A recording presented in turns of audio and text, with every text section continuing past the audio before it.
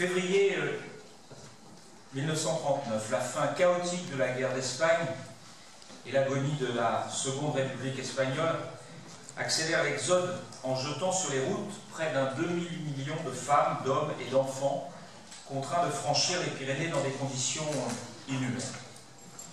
La France d'alors, mais est-ce que ce n'est pas aussi la France d'aujourd'hui, rongée par la crise économique, en proie aux sentiments xénophobes, repliée sur elle-même, leur offre alors un accueil plus que mitigé.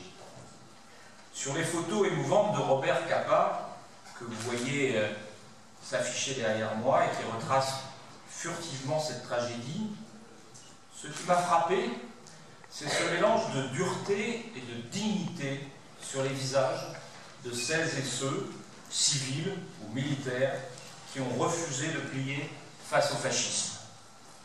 Au Pertus, à Cerbère, à Prats de Mollo ou à Bourg-Madame, ils forment alors une file interminable, abandonnant tout derrière eux. Derrière eux, il y a la dictature triomphante, mais aussi, plus simplement, le parfum d'un village, les couleurs d'un paysage, les regards d'une famille ou d'un être cher resté là-bas. Conscient des insuffisances de notre histoire collective, j'avais pris l'initiative, il y a 10 ans, à la Maison de Gascogne, d'un hommage départemental placé sous le signe de la fraternité et de la mémoire. Si j'invoque aujourd'hui encore cette mémoire, c'est moins pour nous y retrancher que pour nous projeter ensemble à nouveau vers un avenir plus fraternel. 10 ans se sont écoulés, mais il semble toujours aussi indispensable de nous souvenir et de réfléchir à ce passé qui a marqué notre sud-ouest et singulièrement l'Occitanie et l'Aquitaine. Au moment, mesdames et messieurs, chers amis, où la xénophobie, le racisme et l'antisémitisme ressurgissent partout en Europe, mais aussi en France, au moment où une crise démocratique inédite semble faire vaciller notre modèle républicain, ses valeurs, son organisation, l'hommage d'aujourd'hui n'est pas simplement l'évocation d'un exode. En invitant à mes côtés les descendants de républicains espagnols vivant ici dans le Gers, je tenais à ce que chacune et chacun d'entre nous se souvienne qu'une fois accueillis, les réfugiés de la retirada ont rendu à cette terre bien plus que ce qu'elle ne leur a donné. Réfugiés. Ce mot ne doit rien au hasard.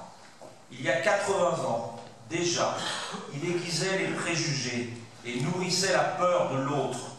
Hier, l'autre, c'était le dépenaillé, le rouge, celui qui traversait les Pyrénées à pied, en vaincu.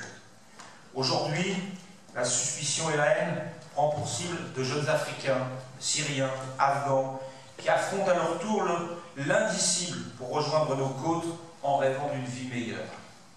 À ceux qui redoutent les migrants, qui voudraient priver d'école ou de soins leurs enfants, qui interdisent aux bateaux qui les sauvent l'accès à nos ports, à ceux qui remettent en cause jusqu'au droit d'asile, il n'est pas inutile de leur rappeler les douleurs de la retirada.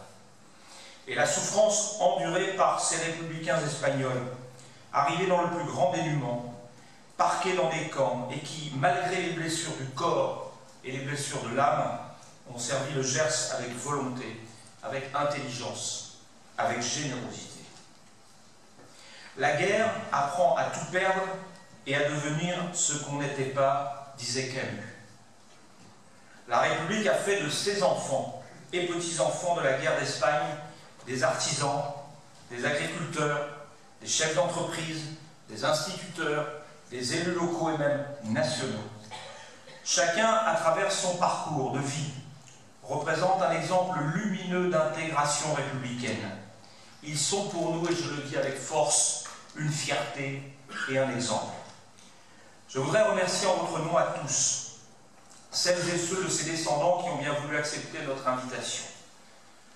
Mesdames et messieurs, mes chers amis, l'histoire de la Gascogne est celle d'une terre qui s'est enrichie de la venue successive de communautés différentes, poussées dans leur choix par l'aventure, par le contexte économique, mais aussi, souvent, par la détresse, la persécution et la guerre. Une fois établie chez nous, la paix et l'espoir retrouvés entre Garonne et Adour, ces femmes et ces hommes ont à leur tour entretenu la tradition d'hospitalité républicaine à laquelle le Gers s'est toujours identifié.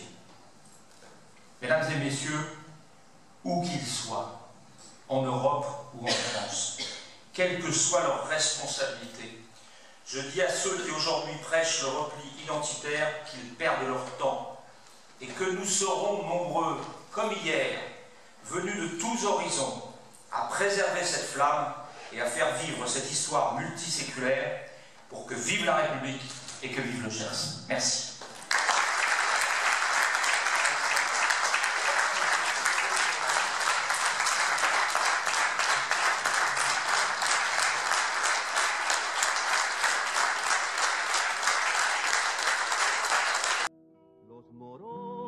Trajo Franco en Madrid quieren entrar, mientras quieren milicianos los moros no pasarán, mientras quieren milicianos los moros no pasarán, no pasarán.